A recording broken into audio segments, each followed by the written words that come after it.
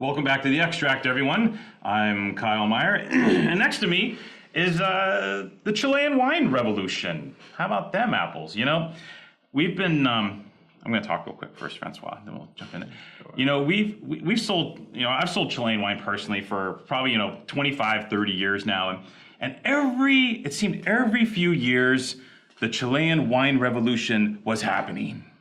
Something new was happening in Chile to take Chilean wines to the next level. There was something new and exciting that was going to make Chile the breakout wine star. And this was a process that went on for years.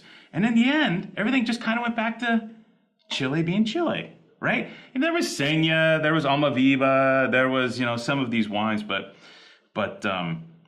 Chile never broke out to me. And now, this guy, you don't know how important this guy is. Chile has, to me, officially, in my taste, I mean, I've only been doing this a few decades, has officially broken out. I think what we are seeing now from Chile is unprecedented. The revolution is now. It's on your televisions. It's in your glasses. And one of the guys leading the revolution is François Massoc from Calyptra Winery, the Enologo Jefe. Greatest title in the history of mankind. Francois, welcome. Thank you. A sincere welcome to the show. These are, Francois, I don't know how to tell you this. These are wines that we here in America have never tasted before from Chile. Well, in Chile, it's really now, I hope it's for good.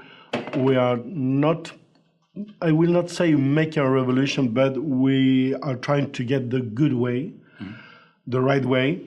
The hard way, not taking the easy path that most of us took on our history.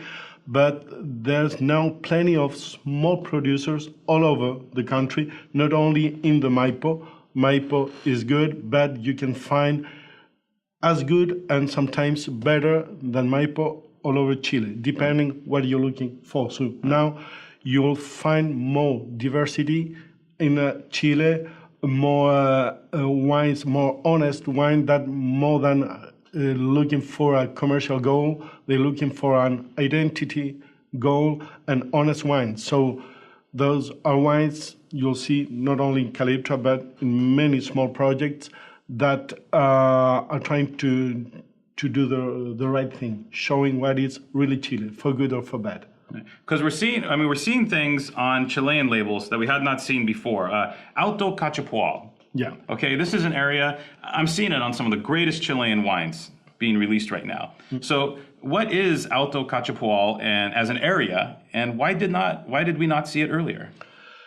It always exists, Alto Cachapual, but normally the big companies used to buy grapes from the Alto Cachapual to improve their wines from other appellations. They needed to give more reputation, improve their reputation, but now we front to the table and we are going out showing what we really have. So we have pure Alto Cachapual. The Alto Cachapual is not far from Santiago, but normally for the rich people who used to own the wineries and the vineyards, they prefer to have something where they can spend stay the weekend with a pool close to Valparaiso, to the airport, to Santiago. So on a very comfortable way, but now we're moving out, we're making a lot of road and looking for places that we think grapes can be better, that they are closer to the house or everything that is comfortable. So we are starting to do the job. So that's why I'm very optimistic, and I believe on a great future for Chilean wines all over Chile, because even in Maipo you can find interesting things, but outside there, wonderful things. For example, Cachapual. Usually people thought that good white wines came from Casablanca. Yeah. Do not agree. For example, this Sauvignon Blanc, Chardonnay, best, in fact, today, Chardonnay and Sauvignon Blanc are coming from the Alto Cachapual, in the Andes, in high-altitude vineyards. So this was a secret weapon spot that the vintners closer to Santiago used to bolster up the quality of their wines, and it was just simply too inconvenient for most of the folks to even get to. This is a remarkable story. When we talk about Calyptra, let's talk about the size of the property. It's not a very big property, is it? No, it's when we talk about the old Chile with 200,000 cases, 300,000.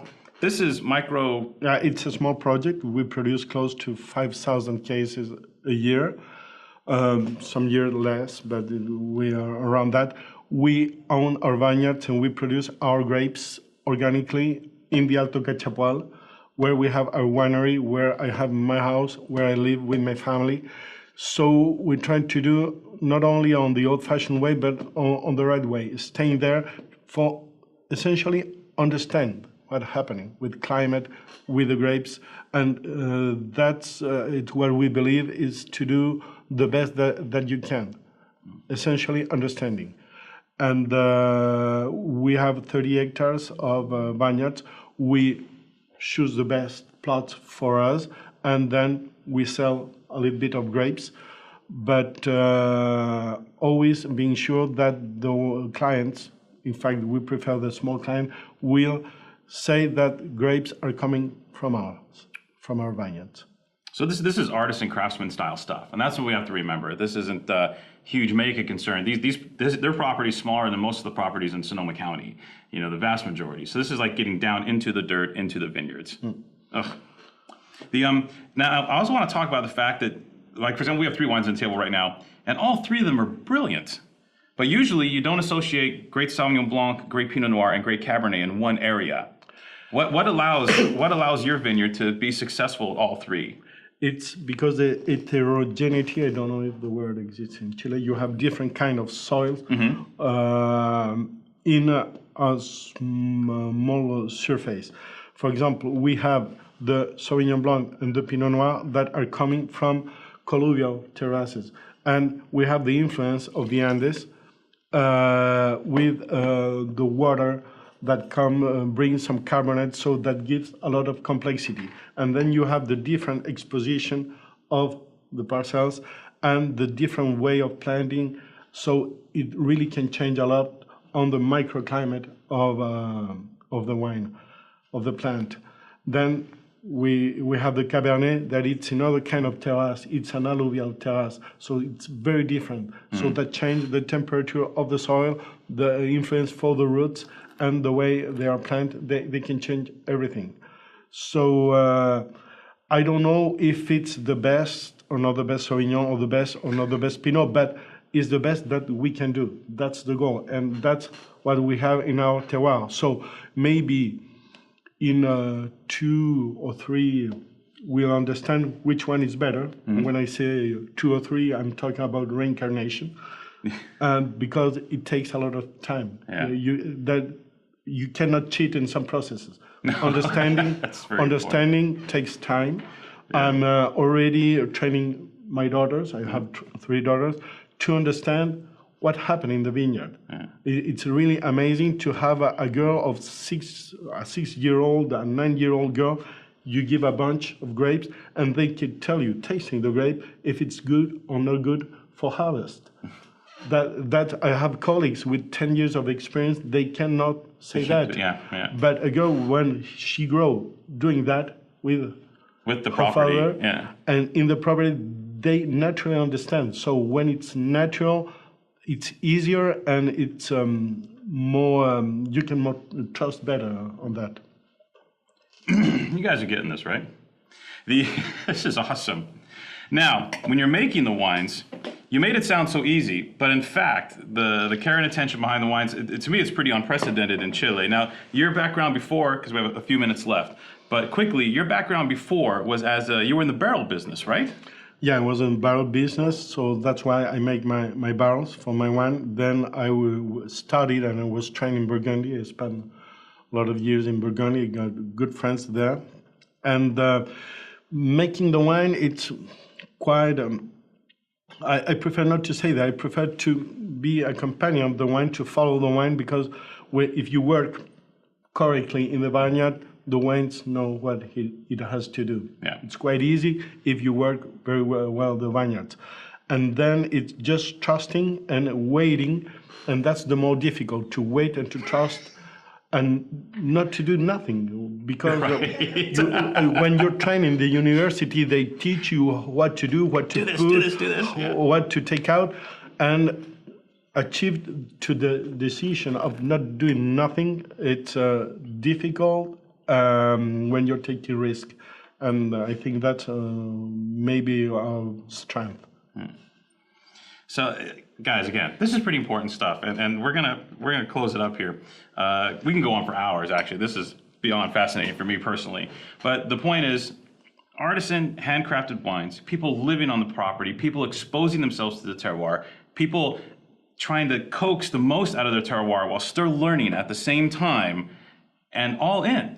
Basically, Francois is all in with this process. And this is one of the more unprecedented aspects of what's happening in Chilean winemaking right now, is you have people that are all in. It's not just corporate anymore. There's these wines are just beyond exciting. And it's really exciting to taste these. These are groundbreaking wines. I've never tasted a Sauvignon Blanc this good from Chile. One of the greatest Pinot Noirs I've ever had from the New World. The Cabernet's plush, tender, delicious, supple, gorgeous. It's a complete freak out. And it's a freak out now. But what I'm hoping, Francois, is with your influence, that this, moving forward in Chile, becomes the norm. And I want to thank you for everything you're doing. Thanks to you, and believe me, there are plenty of guys that are doing as honestly as we are doing, that believe and then really love the wine, the terroir, our country, our land. So I'll be optimistic you'll taste not only good wines from Calyptra, but from many other Chilean projects. So follow small projects. Here's the new Chile, man. Yeah. Thanks, dude. Thanks. Killer.